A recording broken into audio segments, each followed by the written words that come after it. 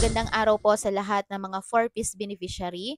Narito po ang inyong payout ng cash grant para po sa mga beneficiary ng Conditional Cash Transfer or CCT program or Pantawid Pamilyang Pilipino Program or 4-piece ng Department Social Welfare and Development or DSWD ay nakaschedule po sa Martes. Bukas po ito, ika-11 po ng Marso taong 2025 via ATM withdrawal sa mga piling Land Bank Servicing Branches.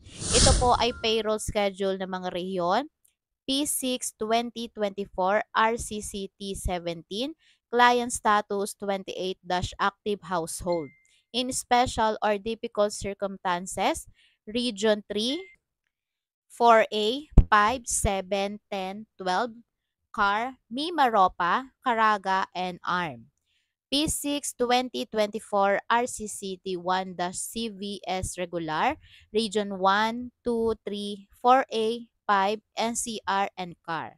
Para po sa kumpletong listahan ng mga pinakamalapit na Land Bank Servicing Branches sa inyong lugar, bisitahin lang po ang link na ito guys.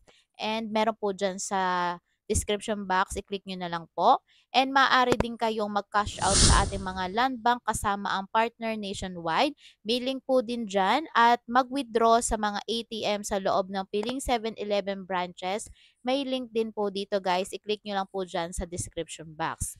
Para po sa susunod na payout, antayin lang po natin ang susunod na advisory po ng Land Bank para po sa susunod na schedule ng payout po ng ating mga 4-piece beneficiary. Hanggang dito na lang po and don't forget to subscribe for more info.